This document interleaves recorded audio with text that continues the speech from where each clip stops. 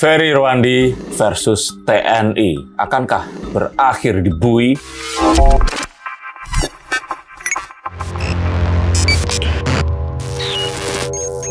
Halo Science-Seekers, kembali berjumpa bersama saya Denny Darko. Tidak ada yang namanya misteri, yang ada adalah tanda-tanda yang kita semua coba untuk mengerti. Akhir-akhir ini media sosial diwarnai oleh perseteruan. Sebenarnya bukan perseteruan ya, tapi adanya rencana pelaporan dari pokoknya Siber TNI. Komandan ya Cyber TNI ya. Iya. Yang sudah berkonsultasi dengan Mabes Polri dan coba untuk dilaporkan, tapi ternyata hinaan itu tidak bisa diberikan kepada sebuah instansi dan harus kepada perorangan. Akan seperti apa ini akan berakhir dan haruskah Ferry Irwandi dibully? Ini kan rame karena spekulasi. Kalau saya bilang masih spekulasi ya. Ferry Irwandi sempat berspekulasi awalnya terkait kerusuhan di demo itu memang mendesak ke arah darurat militer, dan itu juga sempat dikabarkan oleh Tempo, satu-satunya media yang mengabarkan tentang hal tersebut, bahwasannya Menhan itu Pak Syafri Samsudin. Iya, Syafri Samsudin sempat mengajukan katanya untuk darurat militer, tapi tidak jadi ditolak oleh Pak Prabowo karena akan menimbulkan. Sebenarnya ditolaknya sama Pak Dasko. Iya, Pak Dasko katanya. Dari sumber yang terpercaya, iya, versi bocor halus begitu. Pak Dasko bilangnya kayak akan menimbulkan luka yang lebih besar di masyarakat. Lantas, tapi Ferry Irwandi masih percaya bahwasanya memang kemarin itu diarahkan ke arah darurat militer, dan itu dibenarkan oleh informasi yang dibeberkan Tempo, dan dia merasa tidak ada mens rea di situ untuk menjelekkan sebuah instansi, termasuk kepada Pak Menhan itu sendiri. Menurut Mas Denny Darko, apakah Mas Ferry Irwandi ini hanya mengkritik atau justru ini menjadi sebuah bola liar yang entah bagaimana bertebaran di internet saja tanpa adanya mungkin sesuatu yang bisa dibuktikan? Saya kira Ferry Irwandi jika sampai harus masuk bui, maka Indonesia akan ada kerusuhan besar seperti di Nepal. Karena itu sesuatu yang mungkin kalian harapkan ya, ada hal-hal yang sangat dramatis seperti itu, yang mungkin sama dengan kemarin itu darurat militer bisa digagalkan karena digagalkan oleh Ferry Irwandi. Itu akan saya bahas nanti. Tapi kalau di sini apakah Ferry Irwandi di sini harus diperiksa dan terus kemudian harus ditahan, saya kira itu bukan langkah yang bijak. Karena betul memang Ferry Irwandi nggak memiliki mens rea untuk menghina TNI atau apapun. Bahkan kalau nanti ternyata ini terjadi, malah hanya akan menimbulkan kekacauan. Karena itu artinya pemerintah akan melegitimasi tuduhan bahwa kita ini dibungkam dan tidak boleh berpendapat. Nah, lalu seperti yang selalu dikatakan oleh Ferry Irwandi, kalau yang hal seperti ini saya nggak suka. Terutama saat Ferry Irwandi bilang, gue jijik dengan orang seperti itu. Kayak beliau ini harusnya pakai rok ya kalau harus ngomong jijik seperti itu. Kenapa harus pakai kata itu gitu? Maksudnya di sini tuh adalah saya melihat bahwa apa yang disampaikan tidak memiliki niat, tapi cara menyampaikannya. Nah itu tadi. Ini mungkin yang harus diperbaiki.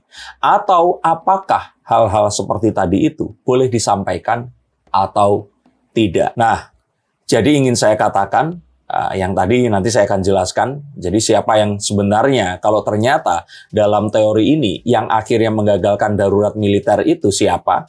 Nah, jadi kalau saya boleh katakan di sini, kalaupun ternyata informasi itu benar, informasi di mana Pak Syafri ini marah sekali kepada Pak Listio, terus kemudian dia meminta dan mengusulkan untuk dilakukan darurat militer karena kondisinya sudah semakin tak terkendali. Dan terus kemudian menurut kabar burung itu, konon katanya Pak Dasko, Sumi Dasko yang akhirnya melobi beliau untuk tidak dilangsungkan darurat militer. Maka dari sini seharusnya satu yang harus kita tahu, nggak semua informasi itu baik untuk dibocorkan kepada masyarakat. Yang artinya, meskipun di sini bocor halus itu mendapatkan sebuah tuntutan ya, bahwa yang disampaikan ini tidak benar atau hoax. Tapi kalaupun itu bukan hoax, saya kira hal seperti itu juga nggak seharusnya disampaikan kepada masyarakat. Sesuatu yang jadi obrolan di tingkat atas, yang akhirnya juga berakhir dengan sesuatu yang positif. Jadi apakah informasi ini harus disampaikan? Cara menyampaikannya gimana? Itu berbeda dengan saat seseorang ini tadi dianggap ingin meredam sebuah kerusuhan dengan cara memberitahukan sebuah hal yang buruk yang akan terjadi jika terjadi sebuah darurat militer dari kerusuhan itu tadi. Maka yang ingin disampaikan Ferry Irwandi di sini sebenarnya adalah bahwa darurat militer itu mungkin saja untuk terjadi. Tapi untuk itu, dia ini meng-quotes bocor alus, yang mana bocor alus ini, meskipun kejadian atau tidak, dua-duanya ini salah buat saya. Saat disampaikan itu ternyata adalah hoax, itu lebih salah lagi. Dan berbicara tentang tadi, yang akhirnya jika ternyata informasi itu benar, yang akhirnya meredam tidak terjadi darurat militer, ya bukan Ferry Irwandi, yaitu Don Dasko di sini. Ferry Irwandi ini kan sosok yang memang dari awal adanya demonstrasi besar-besaran dan juga ada beberapa kali kebakaran di fasilitas umum yang sudah memperingatkan bahwasanya ini mungkin akan digiring ke arah darurat militer seperti itu. Beliau bicara kurang lebihnya ya. Tapi pada akhirnya, kalau memang pada akhirnya seperti yang dikatakan oleh Tempo itu darurat militer sempat diajukan dan akhir Pak Dasko menolak itu, lantas Mas Ferry ini tetap kekeh di dalam pendiriannya dengan sosial media beliau dan dengan para pengikut beliau yang sangat besar ini menekankan bahwasanya memang darurat militer ini hampir terjadi. Gitu. Intinya dia mengamplifikasi itulah. Apakah pantas sebagai public figure ya membuat keresahan baru di masyarakat soal melegitimasi dari TNI itu sendiri? Gitu. Nah makanya perbuatan yang itu yang saya tidak setuju. Tapi vokalnya Ferry Irwandi saya setuju. Asalkan jangan kayak tadi itu pakai kata-kata yang saya paling nggak respect di sini adalah saat dia itu menyerang neo-historia saat itu. Yang neo-historia pun ini saya juga nggak sependapat ya banyak hal ya. Tapi waktu dia bilang terus kemudian di sosial media bilang gue jijik berurusan dengan orang seperti ini. Itu kayak seorang cewek yang sudah nggak mau lihat urusan ini, terus kemudian dia mengamplifikasi sebuah kata sifat tertentu untuk menunjukkan ketidaksukaannya yang kalau menurut saya objektif aja gitu loh. Dan setelah itu pun juga diduga Ferry Irwandi melakukan sebuah tindakan menyerang personal ke neo-historia dengan mengangkat sebuah kasus lama. Dan di situ pun juga jadi pembicaraan para fans ya, Bang, lu kok jadi ad hominem? Nah, seperti itu. Ya, tapi kan orang nggak luput dari kesalahan. Maka apa yang selalu dilakukan oleh Ferry Irwandi, saya setuju. Kevokalannya, saya setuju. Kecerdasannya sangat luar biasa. Saya mengagumi juga orang ini. Dengan usia yang masih muda, dia berani mengambil langkah seperti itu, berani tampil dan mengatakan sesuatu. Tapi saya rasakan bahwa saat ini, mungkin dua hal ya. Satu, lampu sorot dan panggung. Tiba-tiba memiliki banyak pengagum. Saya pernah mengalami hal itu. Itu mengubah seseorang. Dan kalau nggak kuat-kuat banget ya, orang ini memang akhirnya perlu sebuah kepercayaan diri yang sangat besar. Yang kalau itu terlanjur terlalu besar, itu juga nggak pantas di sini. Nah, saya takut dia ini akan masuk ke sisi yang kurang pantas. Jadinya seperti pongah dan jadi terlalu arogan. Nah, ini yang mungkin harus dikurangi. Menurut saya. Jadi saya bukan tidak menyukai Ferry-nya. Yang tidak saya sukai adalah beberapa tindak tanduknya yang termasuk salah satunya itu. Kalau ternyata darurat militer ini memang nggak kejadian, ya sudah nggak usah terlalu diamplifikasi atau dibesar-besarkan. Karena itu hanya akan menjadikan sebuah diskursus negatif yang akan menggiring ke arah sesuatu yang akan lebih buruk lagi. Saya pikir itu sih. Tapi pada akhirnya gitu, Mas Ferry Irwandi ini juga sekerap kali ya maksudnya menegaskan juga di dalam kontennya gitu. Untung darurat militer nggak terjadi karena di saat darurat militer nggak terjadi aja sudah menelan 10 atau 11 korban sih yang meninggal gitu. Apalagi itu sampai terjadi. Nah, beliau ini kan selalu berfokus pada kondisi oh ya nantinya akan terjadi darurat militer. Cuman sudah jelas-jelas kalau misalkan memang sesuai dengan data dari Tempo sendiri yang Pak Dasko menggagalkan itu. Berarti kita sudah memilih jalan yang tepat di mana Pak Prabowo ini sudah memutuskan ya lewat Don Dasko pastinya ya nggak usah darurat militer gitu. Cuman Ferry Irwandi ini selalu maksudnya dengan gayanya itu membawa keresahannya ini ke internet dan dia selalu menantang. Termasuk di konten terakhir kayak ya kalau emang gue mau diproses nggak apa-apa. Proses aja. Gitu. Oke, dia sebagai aktivis saya oke. Tapi di sisi yang lain, dia pun ini kan menjual sosoknya dia dengan dia memang membiarkan kumis dan jenggotnya tumbuh agar mirip dengan tokoh The Professor di film Money Heist yang saya juga kagum dengan kecerdasan tokoh itu walaupun tokoh fiksi dan juga kagum dengan kepintaran Ferry Irwandi mengambil penokohan ini tadi. Tapi dengan dia sekarang itu terlalu vokal, ini kebablasan. Vokalnya itu bukan kalau dia dengan settingannya vokal itu oke, tapi dengan sekarang berusaha tetap memainkan isu darurat militer.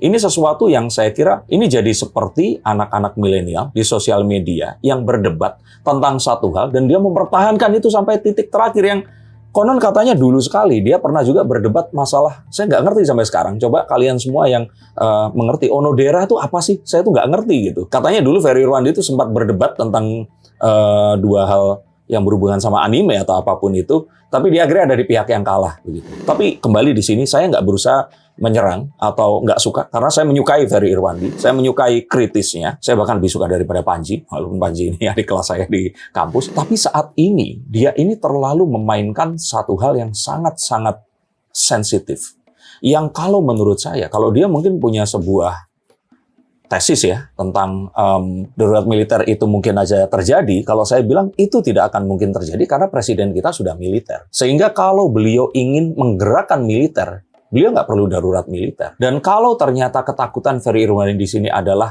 ketakutan generasi muda atau para ya aktivis ini tadi akan dibungkam, kita tahu bahwa Pak Prabowo ini termasuk presiden yang belum 1 tahun memerintah, itu udah berulang kali mengundang awak media datang ke sana. Dan yang diundang ini bukan yang selalu sejalan.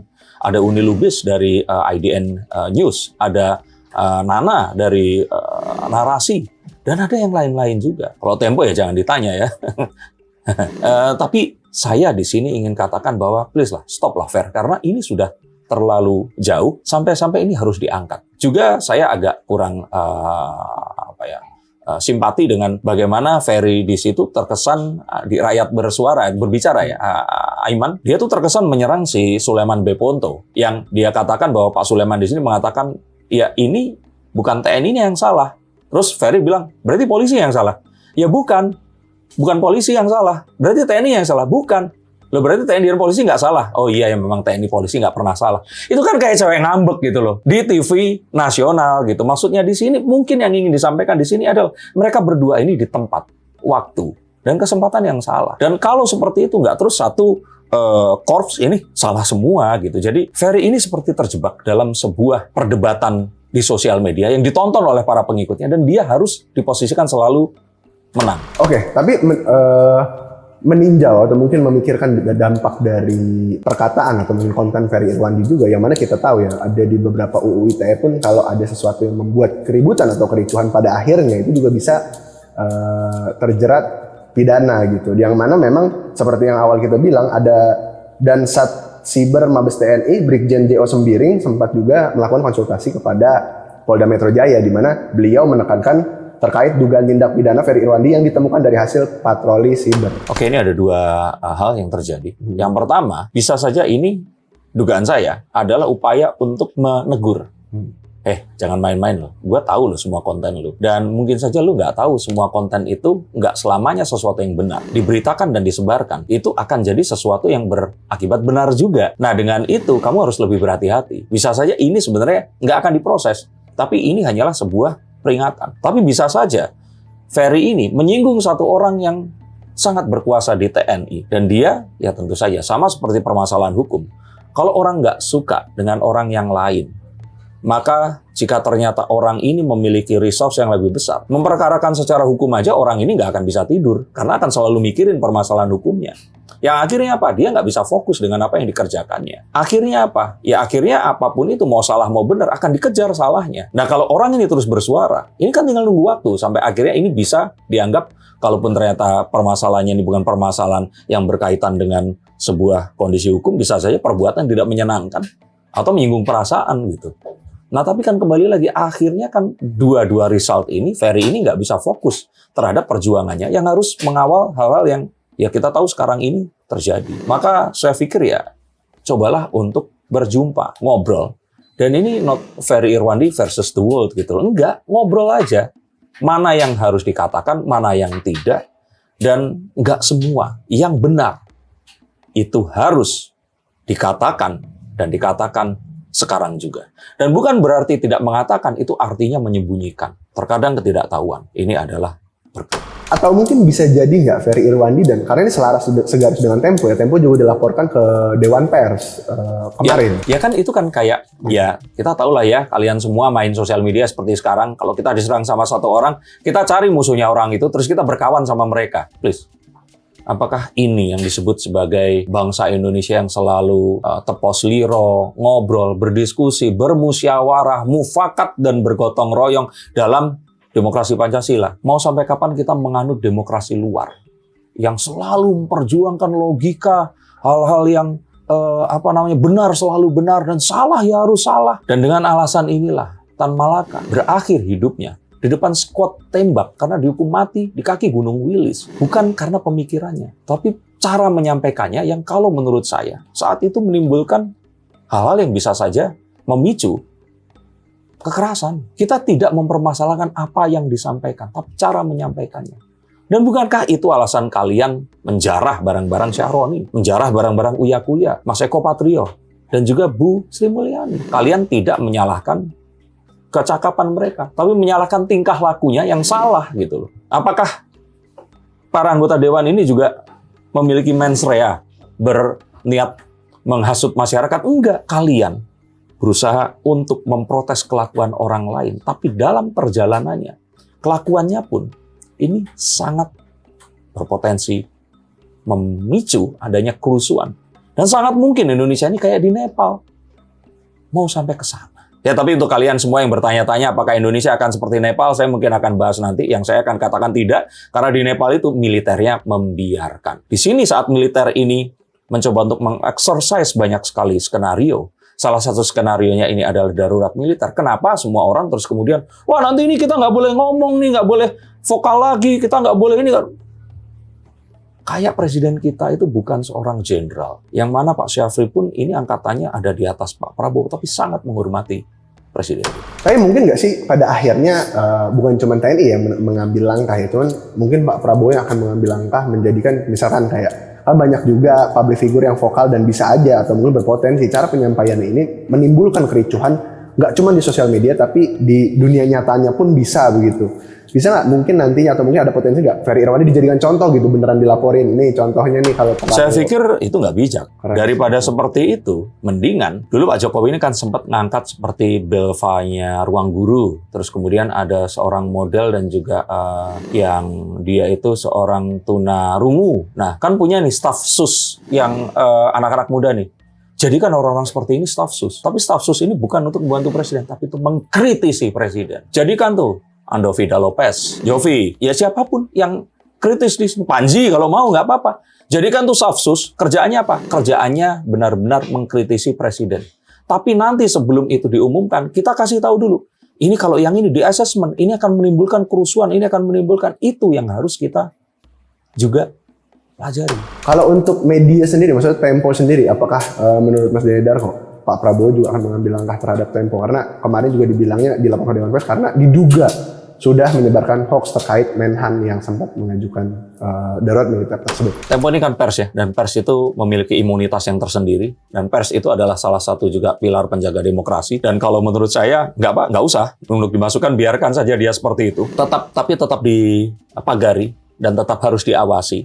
Saya pun juga di sini, walaupun kalau saya ditanya saya lebih pilih di Bredel ya, tapi kalau di Bredel ini pasti akan Pak Prabowo akan bermasalah di sini. Awasi saja lah. Kalau masalah itu, biarin aja 3 orang ini atau 4 orang, 5 orang yang di Bocor Halus itu berkreasi, tapi ya tetap diawasi. Diawasinya apa? Diawasinya agar itu tadi, agar informasi yang sifatnya ini sensitif nggak dibocorkan secara umum, agar nggak menimbulkan syakwasangka. Kalau misalkan kayak, oh kemarin ini Gibran ketemu sama ini dan sebagainya yang sifatnya politik, mau nggak lah silakan. Tapi dalam kondisi genting dan darurat negara seperti ini, hal-hal seperti itu harus dinilai lebih teliti lagi. Lantas, nanti ke depannya mungkin nggak sih akan ada respon atau reaksi dari pihak istana sendiri? Kalau nggak pihak istana mungkin Pak Dasko lah yang dibawa-bawa. Karena sampai hari ini belum ada nih dari respon dari Pak Presiden atau orang Saya istana. pikir nggak perlu istana melakukan itu. Toh darurat militernya nggak jadi. Kalaupun jadi atau tidak, ingkari saja. Buat apa?